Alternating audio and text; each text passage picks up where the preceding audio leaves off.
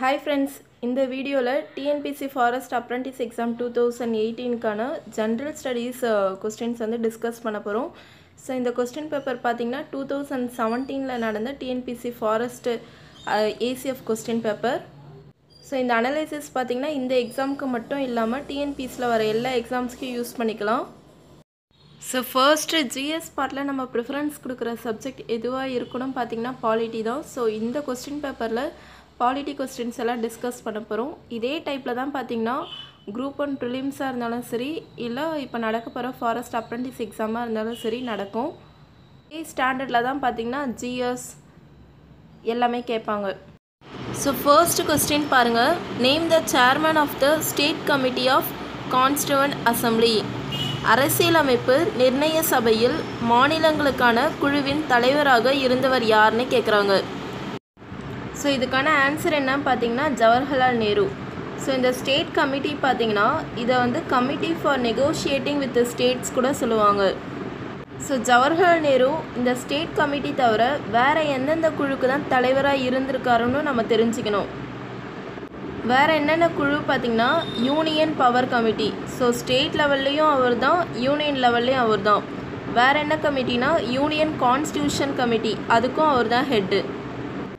Next doctor Rajendra Prasad பாருங்கள். இவர் வந்து ரூல்ஸ் ஆஃப் ப்ரொசீஜர் கமிட்டி அப்படின்னு ஒரு கமிட்டிக்கு ஹெட்டாக இருந்திருக்காரு. அதுக்கப்புறம் ஸ்டீரிங் கமிட்டி. ஸோ இந்த கொஸ்டின் பார்த்திங்கன்னா குரூப் 2 2016 கேட்டிருக்காங்க. ஸ்டீரிங் கமிட்டியோட ஹெட்டாக யார் இருந்திருக்காங்கன்னு. ஸோ இது வந்து ரொம்ப முக்கியம். டாக்டர் ராஜேந்திர பிரசாத் பார்த்திங்கன்னா rules of procedure committee and steering கமிட்டிக்கு ஹெட்டாக இருக்கார். டாக்டர் பிஆர் அம்பேத்கர் நம்ம எல்லாருக்குமே தெரியும், டிராஃப்டிங் கமிட்டிக்கு ஹெட்டாக இருந்திருப்பார். இன்னொரு முக்கியமான லீடரும் நிறைய கமிட்டிக்கு ஹெட்டாக இருந்திருக்காரு. அவர் யாரும் பார்த்திங்கன்னா சர்தார் பட்டேல். ஸோ சர்தார் பட்டேல்னாலே இந்த ப்ராவின்சஸ் எல்லாம் இந்தியா கூட சேர்த்ததில் ரொம்ப ஃபேமஸ் நமக்கு தெரியும். ஸோ அதனால் ப்ராவின்ஷியல் கான்ஸ்டியூஷன் கமிட்டிக்கு அவர் ஹெட்டாக இருந்திருக்காரு. வேறு என்ன பார்த்திங்கன்னா எல்லா கண்ட்ரி கூடயும், அதாவது எல்லா ப்ராவின்சஸ் கூடயும் அட்வைஸ் பண்ணி தான் வந்து இந்த மாதிரி சேர்த்துருப்பார். அதனால் advisory committee on fundamental rights and மைனாரிட்டிஸ்க்கு அவர் ஹெட்டாக இருந்திருக்காரு. இன்னொரு கமிட்டியும் இருந்திருக்கு, ஃப்ளாக் கமிட்டி. அந்த கமிட்டிக்கு யார் ஹெட்டாக இருந்திருக்காங்க பார்த்திங்கன்னா ஜேபி கிருபாலனி. ஸோ இதுதான் பார்த்திங்கன்னா இந்த கான்ஸ்டியூண்ட் அசம்பிளியில் ஃபார்ம் ஆன கமிட்டிஸ் எல்லா நேமும் இருக்குது. ஸோ இதை நல்லா தரவாக பார்த்துக்கோங்க. அடுத்ததாக எந்த டாப்பிக்லேருந்து கேட்டிருக்காங்க பார்த்திங்கன்னா ப்ரீஆம்பிள், முகவுரையிலேருந்து 3 கொஸ்டின்ஸ் கேட்டிருக்காங்க. ஸோ இது பாருங்கள், அசர்ஷன் அண்ட் ரீசன் டைப்பில் கேட்டிருக்காங்க, அதாவது கூற்று காரணம். அசர்ஷனில் என்ன கொடுத்துருக்காங்க பாருங்கள். India is a sovereign democratic republic. ரீசனில் the constitution of India strives to bring about a happy marriage between British parliamentary system and US presidential system. கூற்று, இந்தியா ஒரு இறைமையுடைய மக்களாட்சி குடியரசு ஆகும். காரணம், இந்திய அரசியலமைப்பு பிரிட்டனின் பாராளுமன்ற முறைக்கும் அமெரிக்காவின் குடியரசுத் தலைவர் முறைக்கும் இடையே ஒரு சமமான சுமூக உறவை ஏற்படுத்த முயற்சி செய்துள்ளது. ஸோ ப்ரீஆம்பிள் பொறுத்த வரைக்கும் பார்த்திங்கன்னா அது ஃபஸ்ட்டு உருவாகும்போது, அதாவது எப்போ பார்த்திங்கன்னா 26 நவம்பர் 1949 அதை அடாப்ட் பண்ணியிருப்போம். ஸோ அப்போ உருவாகும்போது சாவர்ஜின் டெமோக்ராட்டிக் ரிப்பப்ளிக் இந்த வேர்ட் தான் இருந்திருக்கும். அதுக்கப்புறம் 42nd அமெண்ட்மெண்ட் 1976 படி தான் பார்த்திங்கன்னா சோஷியலிஸ்ட், செக்குலர் இந்த வேர்டெல்லாம் ஆட் பண்ணியிருப்போம். இந்தியன் கான்ஸ்டியூஷனில் பார்த்திங்கன்னா 3/4 வந்து பிரிட்டன்லேருந்தும், அதுக்கப்புறம் ரிமைனிங் பார்த்திங்கன்னா யூஎஸ், ஜெர்மன், அயர்லாந்து இந்த மாதிரி கண்ட்ரிலேருந்து எடுத்திருப்போம். ஸோ அந்த 1/4 மேஜராக பார்த்திங்கன்னா யூஎஸ்லேருந்து எடுத்திருப்போம். ஸோ கூற்று வந்து கரெக்டுன்னு நமக்கு தெரியும்.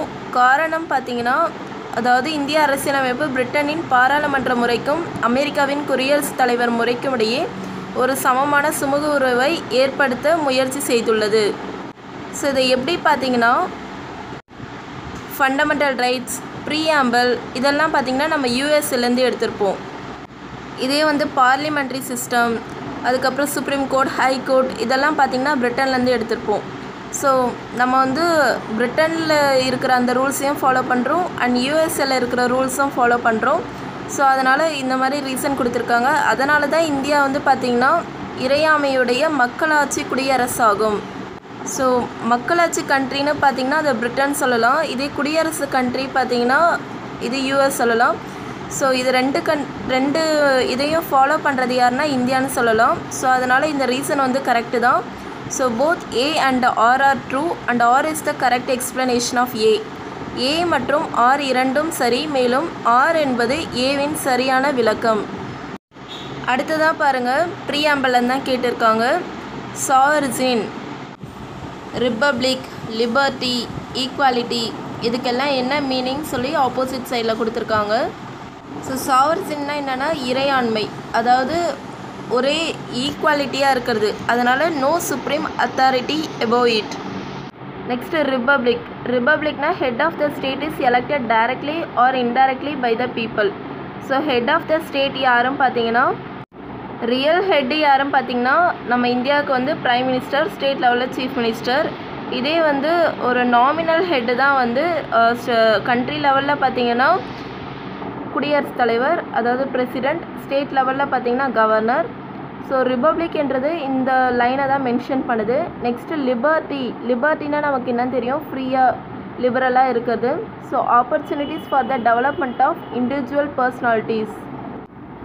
ஈக்குவாலிட்டி. ஈக்குவாலிட்டினா தெரியும், no discrimination on the basis of colour, caste, sex, religion.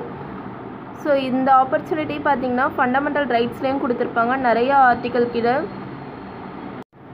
Article 14, 15.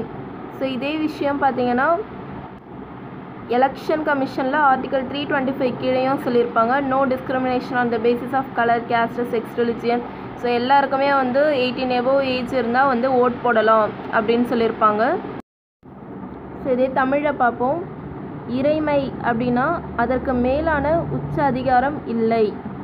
குடியரசு, அரசின் தலைவர் நேரடியாக அல்லது மறைமுகமாக மக்களால் தேர்ந்தெடுக்கப்படுபவர். சுதந்திர உரிமை, தனிநபர் குணங்களின் மேம்பாட்டிற்கான வாய்ப்புகள். சமத்துவம், நிறம், ஜாதி, இன, மதம் மற்றும் பிறவற்றின் அடிப்படையில் பாகுபாடு இல்லை. நெக்ஸ்ட் ஒன் பாருங்கள், இதுவும் ப்ரீஆம்பிள் தான்.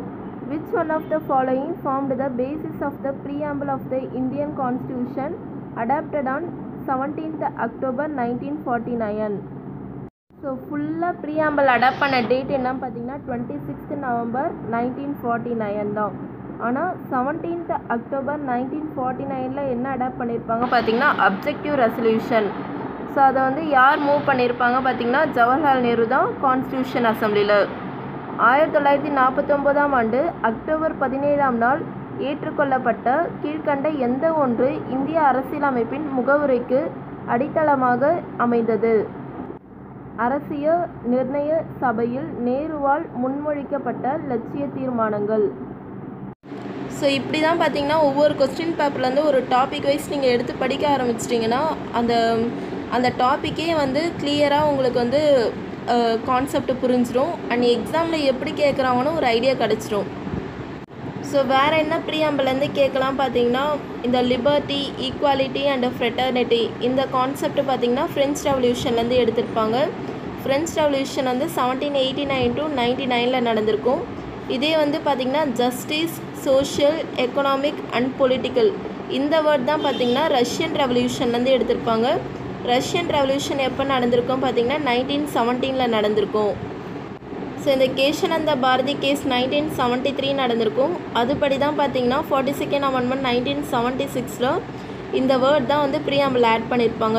எஸ்எஸ்ஐ ஞாபகம் வச்சுக்கோங்க, socialist, secular and integrity. So preamble பார்த்திங்கன்னா identity card of constitution, preface of constitution இந்த மாதிரி எப்படி வேணாலும் சொல்லுவாங்க, எசன்ஸ் ஆஃப் கான்ஸ்டியூஷன். ஸோ இதை வந்து ஐடென்டிட்டி கார்டு ஆஃப் கான்ஸ்டியூஷன் யார் சொல்லியிருப்பாங்க பார்த்தீங்கன்னா என்ஏ பல்கிவாலா தான் சொல்லியிருப்பார். ஸோ மேக்ஸிமம் ப்ரீஆம்பிள்லேருந்து கொஸ்டின் கேட்குறதுனா இதுதான் கேட்பாங்க. ஸோ நெக்ஸ்ட்டு என்ன டாப்பிக்லேருந்து கேட்டிருக்காங்கன்னா சிட்டிசன்ஷிப்லேருந்து கேட்டிருக்காங்க, அதாவது குடியுரிமை. Article 5 to 9 of Part 2 of Indian Constitution relating to citizenship came into force from. இந்திய அரசியலமைப்பின் 2வது பகுதியில் காணப்படும் குடியுரிமை பற்றிய அரசியலமைப்பு விதிகள் 5 to 9 நடைமுறைக்கு வந்தது. ஸோ இதுக்கு கரெக்டான ஆன்சர் என்ன பார்த்தீங்கன்னா ஜனவரி 26, 1950 தான். லக்ஷ்மிகாந்த் புக்கில் கூட ரெஃபர் பண்ணிக்கோங்க, அதான் கொடுத்துருக்காங்க. ஸோ வேறு என்ன சிட்டிசன்ஷிப்லேருந்து கேட்பாங்க பார்த்தீங்கன்னா, இது வந்து எந்த கண்ட்ரிலேருந்து அடாப்ட் பண்ணோம் பார்த்தீங்கன்னா பிரிட்டன். ஸோ சிட்டிசன்ஷிப் மெயினாக பார்த்தீங்கன்னா இந்தியன் சிட்டிசன்ஷிப் ஆக்ட் பற்றி நல்லா தெரிஞ்சுக்கணும். இது வந்து 1955 கொண்டு வந்திருப்பாங்க. ஸோ ஒரு பர்சனுக்கு சிட்டிசன்ஷிப் அடையிறதுக்கு ஒரு 5 வழிகளும், அதுக்கப்புறம் அதை முடிவு செய்யறதுக்கு ஒரு 3 வழிகளும் சொல்லியிருப்பாங்க. ஸோ சிட்டிசன்ஷிப் டாபிக் பொறுத்த வரைக்கும் ரொம்ப முக்கியம். எல்லா எக்ஸாம்லேயும் மேக்ஸிமம் இதுலேருந்து கொஸ்டின்ஸ் கேட்டுறாங்க. அதனால் இந்த டாபிக் படிக்கும்போது கொஞ்சம் நல்லா டீப்பாக படிச்சுக்கோங்க.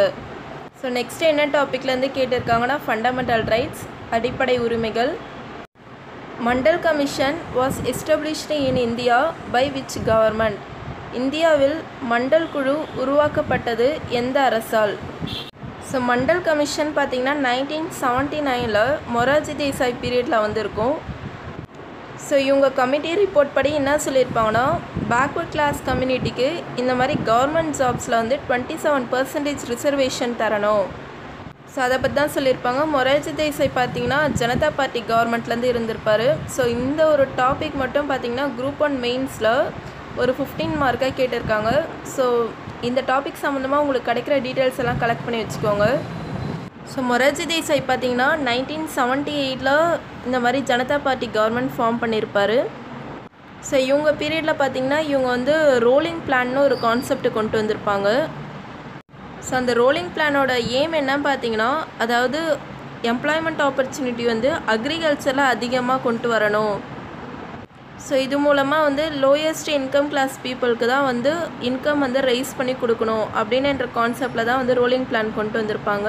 ஆனால் அது ரொம்ப நாள் தான் இருக்காது. அதுக்கப்புறம் வந்து 6th 5-year பிளான் வந்துடும். ஸோ ஃபண்டமெண்டல் ரைட்ஸ் பொறுத்த வரைக்கும் பார்த்திங்கன்னா ஆர்டிகல் 21 நல்லா பார்த்துக்கோங்க. Article 21A right to education.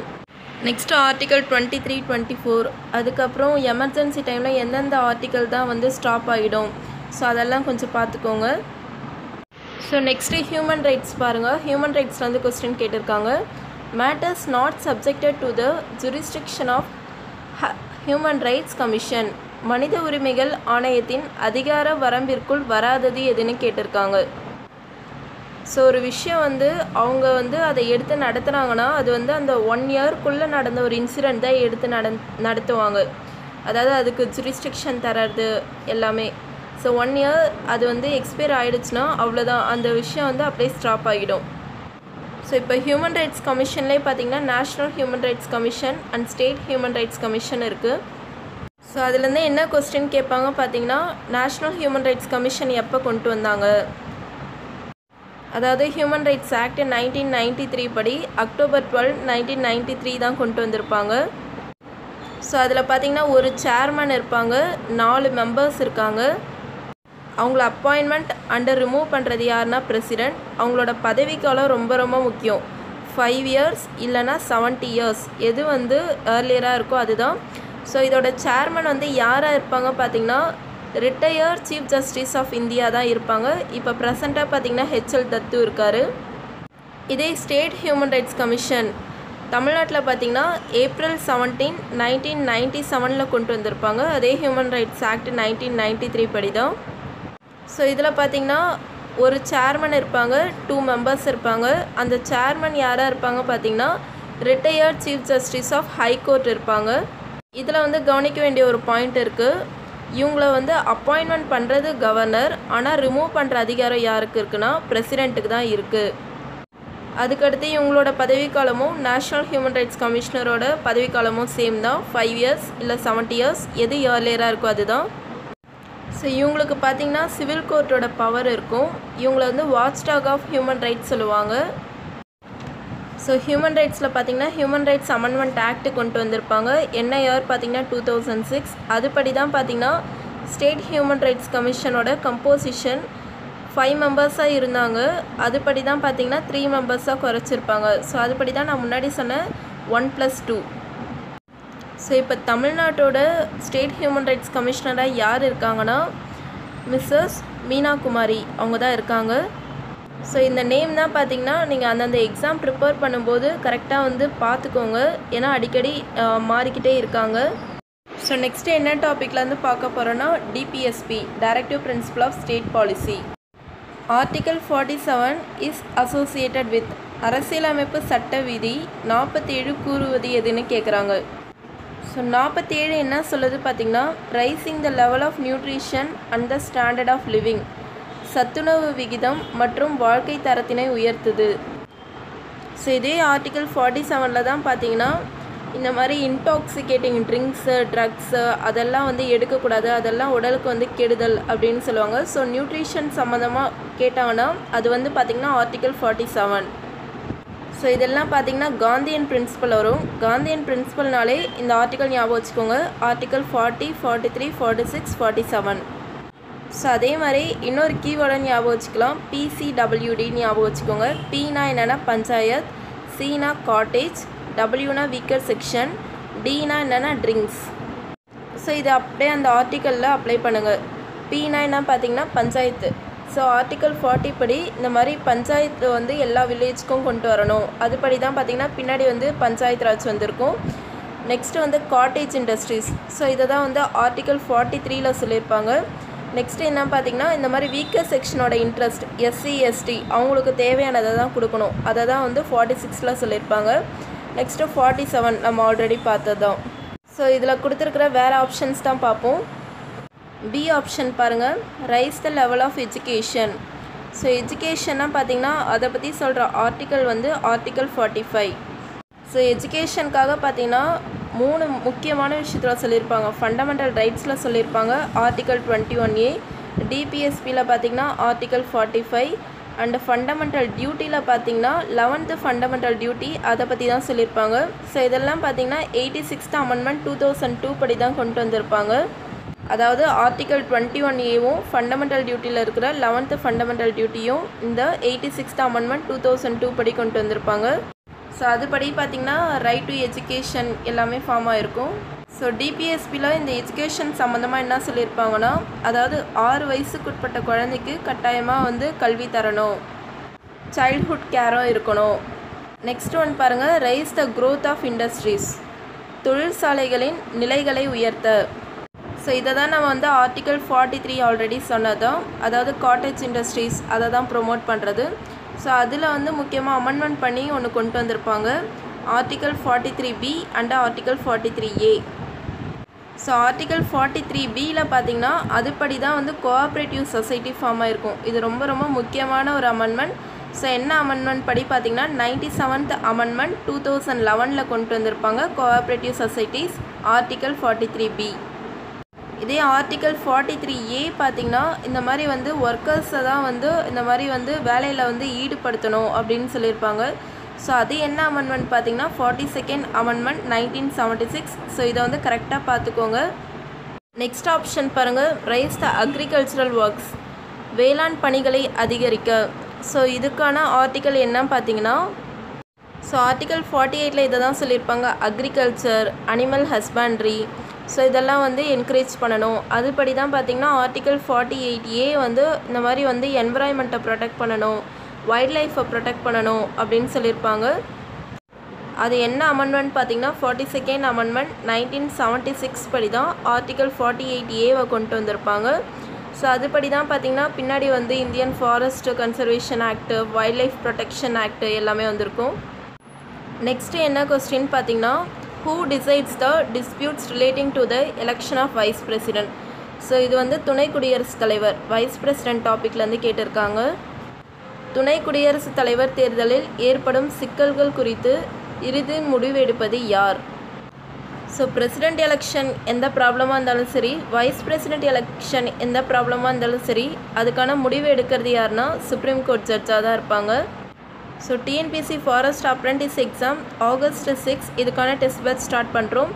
So இதே மாதிரியே உங்களுக்கு ஒவ்வொரு டெஸ்ட்லேயும் இந்த கொஸ்டின் பேப்பர் ஓரியன்டாக எல்லா டாபிக்ஸும் நாங்கள் கவர் பண்ணுறோம். 15 கொஸ்டின் பேப்பர்லேருந்து கொஸ்டின்ஸ் எல்லாம் கலெக்ட் பண்ணி அந்த கொஸ்டின் டீட்டெயில்ஸ் எல்லாமே நாங்கள் உங்களுக்கு கொடுப்போம். ஸோ நீங்கள் அதை வந்து நல்லா படிச்சுட்டு வந்து டெஸ்ட் எழுதுகிற மாதிரி தான் இருக்கும். ஸோ இன்ட்ரெஸ்டட் கேண்டிடேட்ஸ் எங்கள் வாட்ஸ்அப் நம்பர் காண்டாக்ட் பண்ணுங்கள். உங்கள் ஃப்ரெண்ட்ஸ் யாராவது இந்த எக்ஸாம் ப்ரிப்பேர் பண்ணாலும் அவங்களுக்கு இந்த இன்ஃபர்மேஷன் ஷேர் பண்ணுங்கள். தேங்க்யூ. ரிமைனிங் கொஸ்டின்ஸ் நெக்ஸ்ட் வீடியோவில் கவர் பண்ணுறோம். இந்த டெஸ்ட் பேட்ச்க்கான பேமெண்ட் டீட்டெயில்ஸ் எல்லாமே எங்கள் வாட்ஸ்அப் நம்பர் காண்டாக்ட் பண்ணி கேட்டுக்கோங்க. இந்த TNPC ACF question paper link வந்து நாங்கள் டிஸ்கிரிப்ஷன் பேஜில் தரோம். ப்ளஸ் டெஸ்ட் பேட்சோட ஷெட்யூல் பிளானும் டிஸ்கிரிப்ஷன் பேஜில் தரோம். ஸோ நீங்கள் அதை ஓப்பன் பண்ணி டவுன்லோட் பண்ணிக்கலாம். தேங்க்யூ.